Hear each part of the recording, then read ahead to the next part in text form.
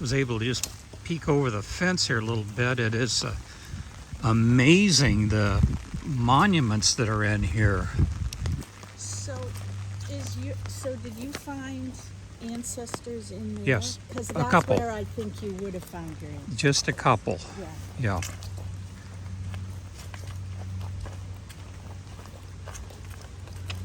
That looks to be more of just a public cemetery.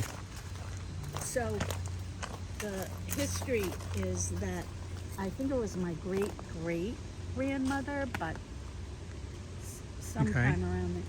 Anyway, the Hildreths, one of the Hildreths gave the land here to the city of Lowell Okay. for a cemetery. And then they kept this portion for a private family, for their descendants. Ah, I see. Alone. Okay.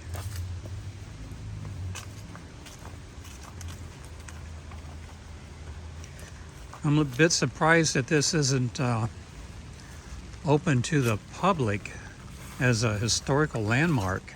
Well, actually, I wish it was.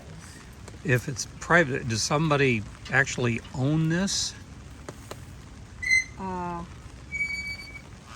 Well, I guess the descendants of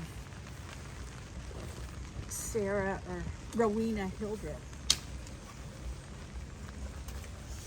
Oh no, I'm not actually sure how to answer that.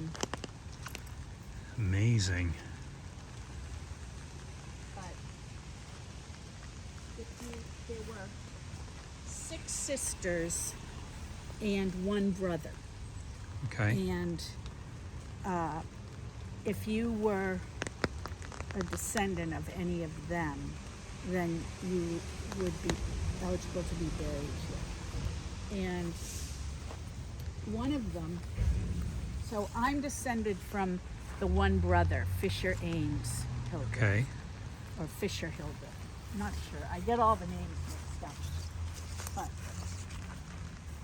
this is the really amazing monument that's here. Wow.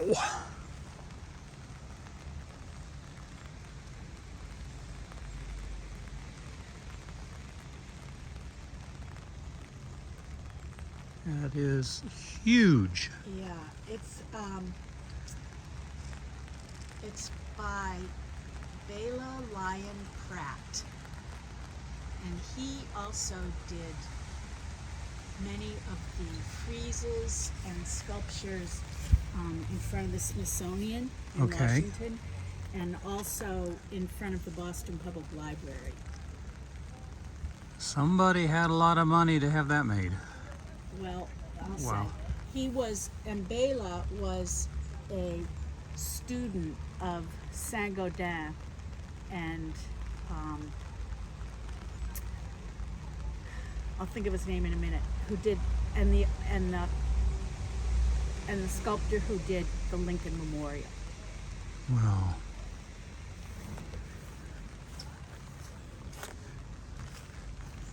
I'm going to step back here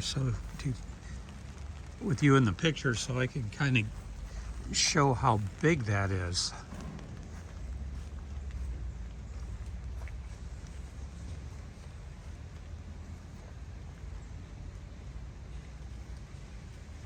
It's amazing.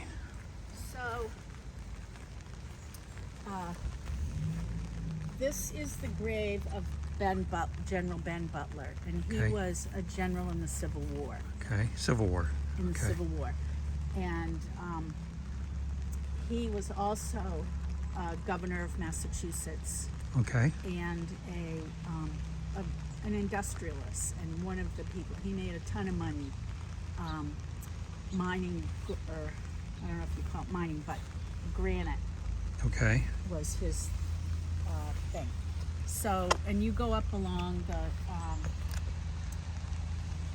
I was on Saturday. I was up in Gloucester, which is a seaport in Massachusetts, and it's got all the old quarries where he used to get the granite from, Okay. and get put on ships there Okay. and brought to wherever. One of the places he brought stuff was. That explains all the granite in here then. Right. Ah, okay. So he was buried here. He had one daughter, and she was Sarah Hildreth.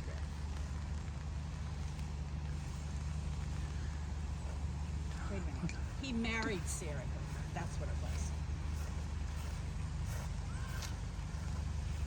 So he married Sarah Hildreth, and they had a daughter named Blanche.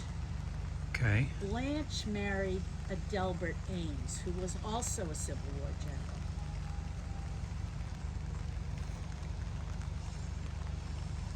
And so she became Blanche Butler Ames. What's this here? That's a crypt where they put the bodies. Wow. Albert Ames, Medal of Honor, Civil War.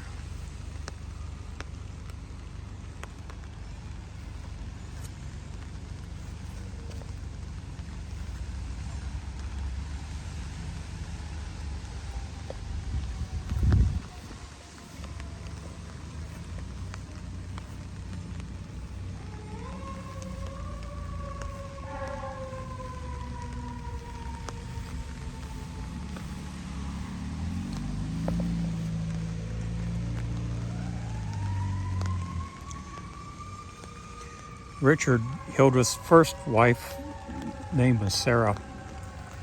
Yeah, I think Kind that's of- a family name, probably. Mm-hmm. So the cemetery is laid out with, I think, 8 or 9 different plots. And so depending on if you were, what line, what sister or brother, whoever Okay. you were of, then you were in a certain plot. Now, this was a very wealthy family, and they got 2 plots. The Hildreth, Butler Ames group.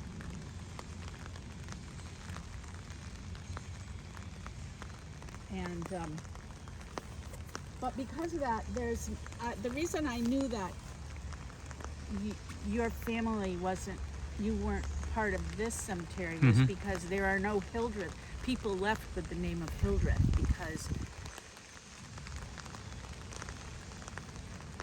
because Fisher Hildreth, who is, or I think that's the name of the one that I'm descended from, Okay. the son of that family, had one son who died young, Okay. and then I think a daughter, 1 or 2, I think his daughter was Rowena, and that would have been my great-great-grandmother. And so there's nobody left named Hildreth in Yeah, here, yeah. unless it's a middle name. Like my aunt is here, and she was Hildreth, but she was my Aunt Hildy, Okay. because it was her first name.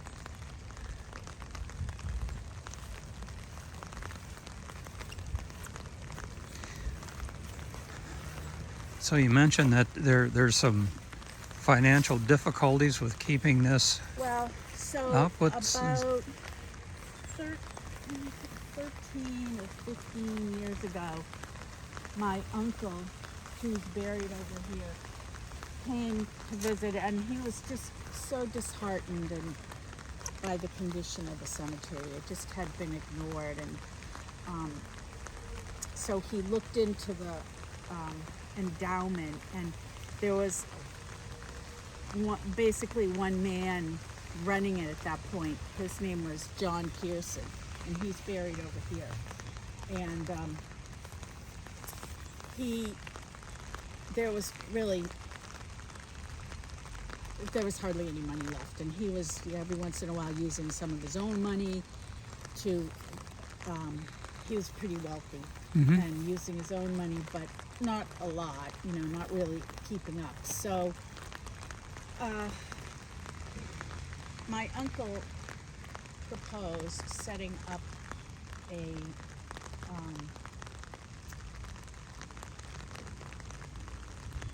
setting up a fund at the Greater Lowell Community Foundation. Mhm. Do you know how community foundations work? Not really. So, like, people can set up a fund, they'll donate to it, that the fund gets the money, they manage the money, Mm-hmm.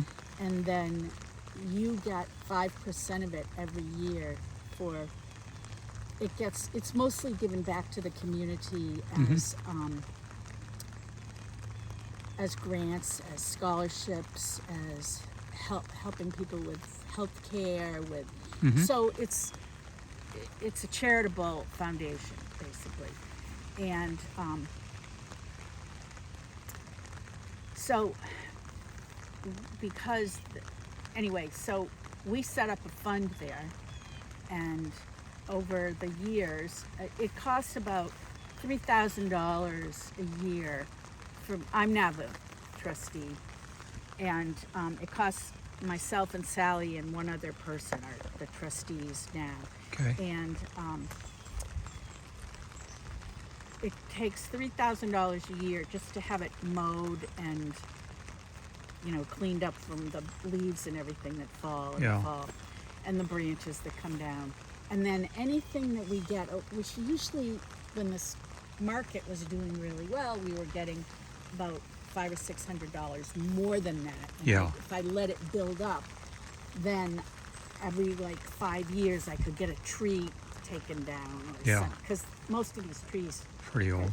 are dead. So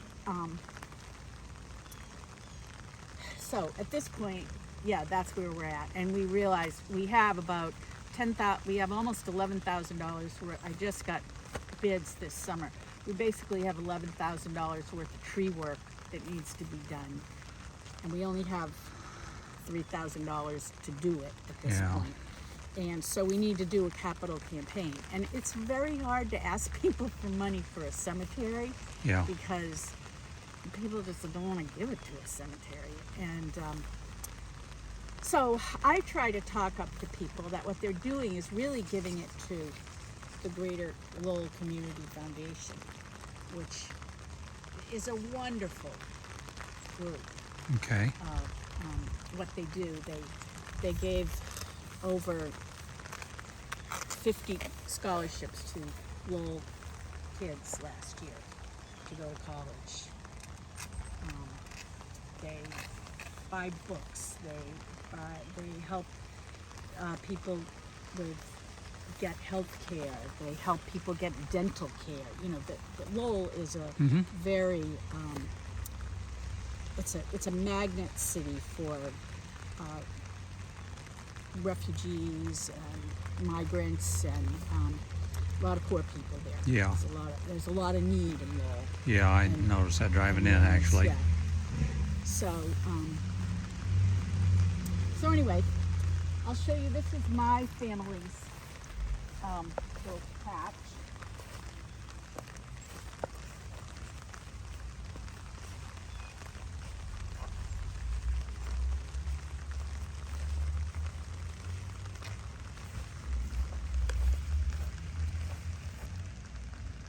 Fisher Hildreth,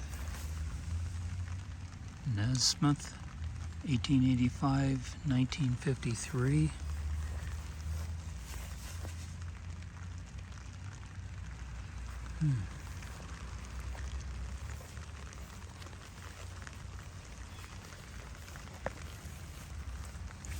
Fisher Hildreth Nesmith, March 25th, 1912, February 11th, 1991.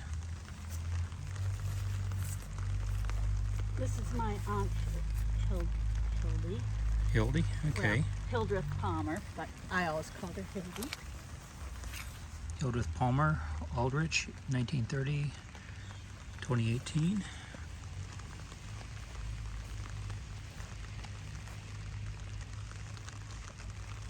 I think that's my great-grandmother. That's my grandfather. No, that's my grandfather. That's my great-grandfather. There's my World War grandmother, my grandfather, my mother,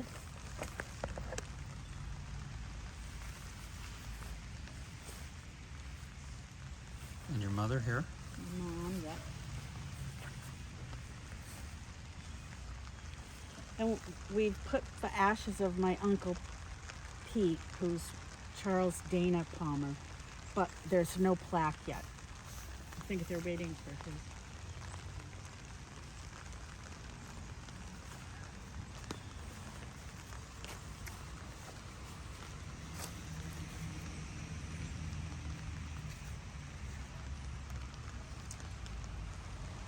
Well, it's an amazing historical site.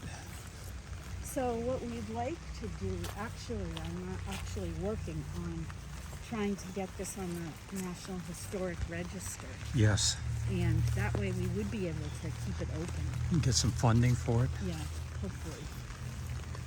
Here's some Hildreths over here.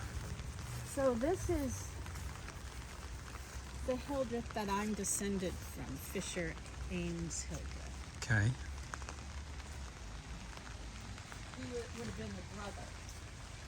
Fisher Ames Hildreth died July 9th, 1873, age 55. Loretta, his wife, died October 31st, 1822, age 62. And over here is Israel Hildreth.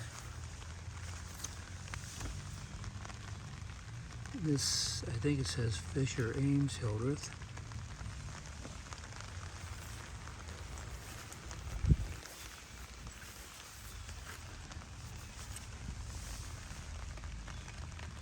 Hard to make that out. It's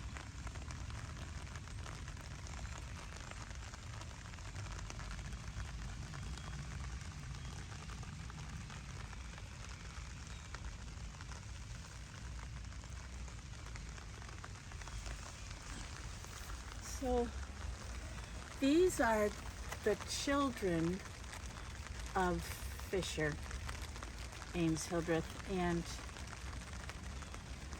this is my great-great-grandmother, and she's the one who gave the money for this and donated that land for to the city. Because there were Hildreths buried there already. It was already partly a cemetery. Yeah, I found a couple actually right down in this corner over here. Very old ones. Yeah, very, very old. Really hard to read. Yeah, in fact, gosh, it was about 10 years ago. Hard to read.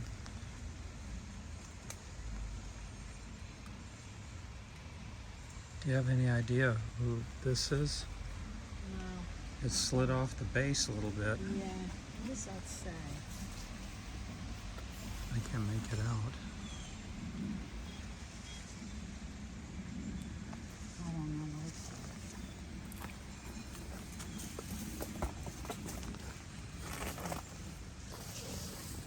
Looks like that's the only side that Yeah.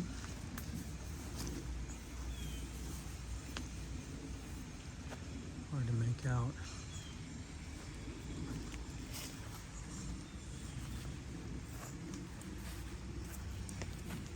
So, about 10 years ago, it was all over the papers one day. I woke up and I saw the Hildreth Cemetery has been defiled and vandalized. And it was this cemetery. And it was so sad. Someone had come and pulled up a bunch of the gravestones, and one or two of them were broken, and oh, it was so sad. Why would anybody do such a thing? I know, and then a few days later, a mom went down to the police station, and she brought her son, and it was her son. Your son. She figured it out, and she turned him in. Well, good for her. He was a kid, and I. Anyway, I know he was punished and everything, but it was kind of a nice story, and because I felt like somebody stood up and said, "Let's do the right thing." And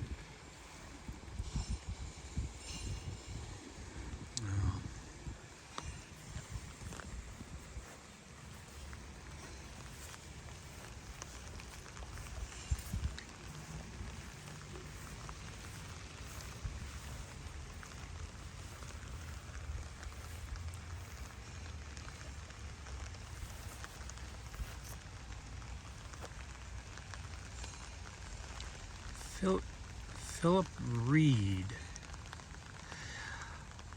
Oh, he's the one that wrote the book on the history of the Hildreth family.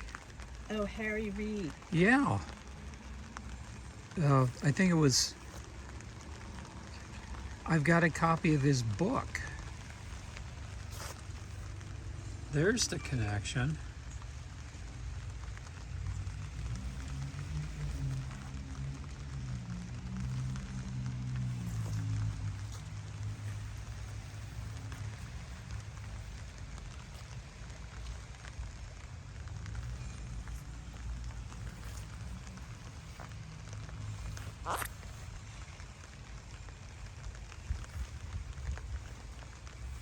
You know, there was a great amount of help.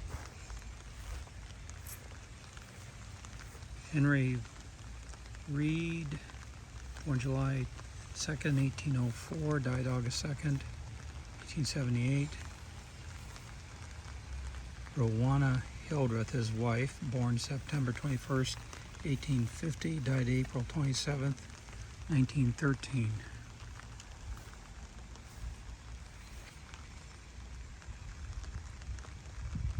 Brigadier General Philip Reed, U.S., 18, looks like that's a 44 to 1919.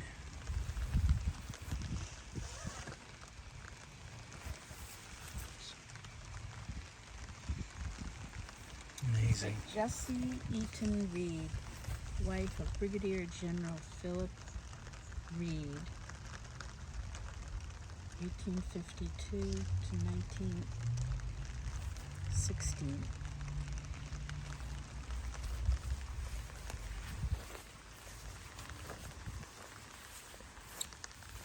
Henry Reed, Rowena Reed. Okay, so these are like the footstones, something.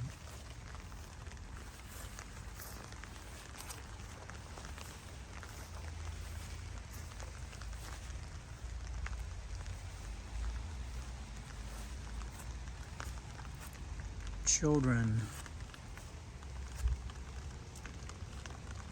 Catherine, Percy,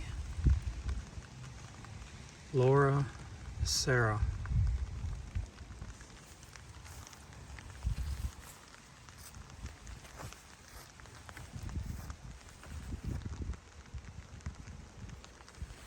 Maria Hildreth Parker, September 30th, 1824, February 4th, 1903.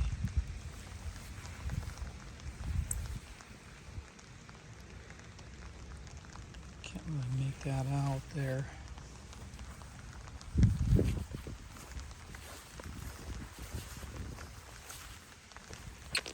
Hildreth Meggs, July 25th, 1895, May 6th, 1968.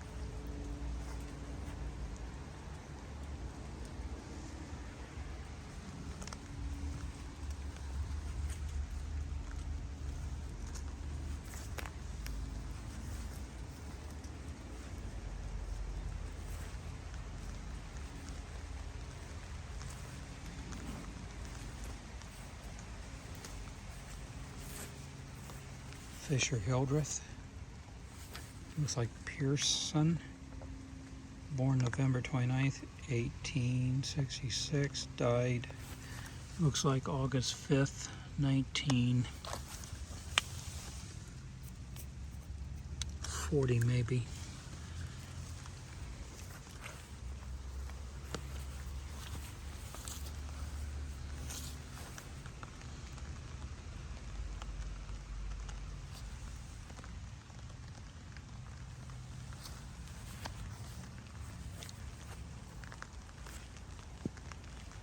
Do you know what the story is with this arch? Oh, okay, I see it up there. It says Pearson. This is the Pearson family, and I don't know how they from. But John Pearson, who died a couple years ago, he was the trustee for years and years. And he was really the only person that did anything.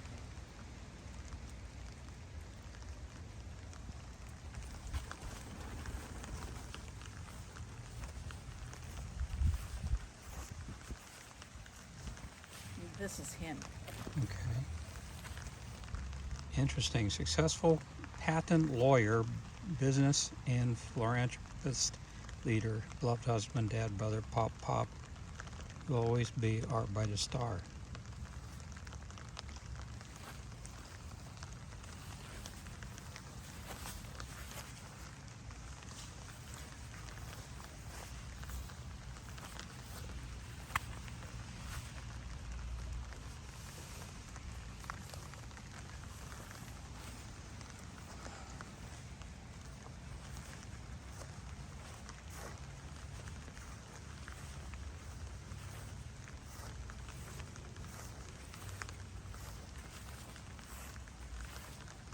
Webster.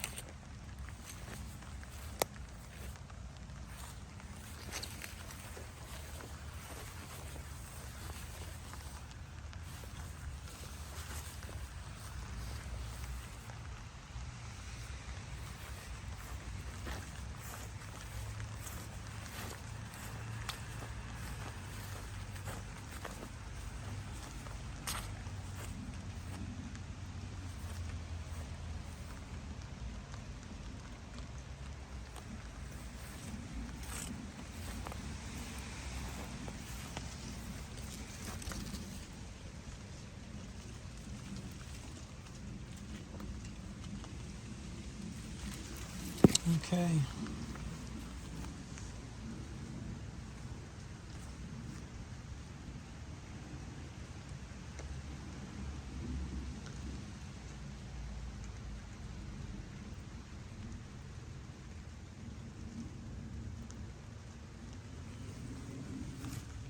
The GAR, that is, I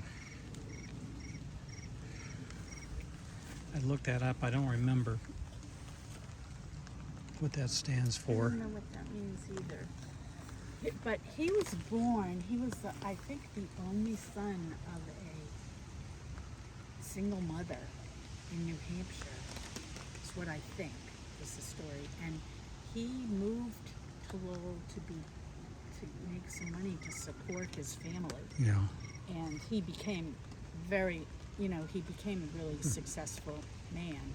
And he was a good man.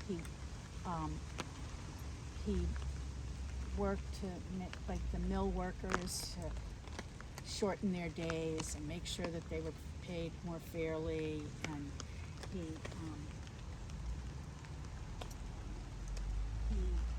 a few years ago there was a play going around about him that I went and saw, and it was about a story where two slaves in the Civil War had escaped, and they somehow they were picked up by some men in his Okay.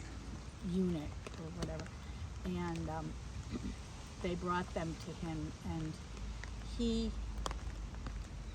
instead of returning them, which is mostly what went on, Okay. he kept them under the laws of war, where you kept the chattel of war. Mm-hmm. So he said, well, I guess if they think you're property, then You can keep them. I'm Yeah. going to keep you as chattel of war, and now I'm setting you free. And so it was a good Story. Yeah. Well, thank you so much. I do appreciate this unique opportunity to. How was your Sarah Hildreth, Butler, April 8th, 1875, age 59. Well,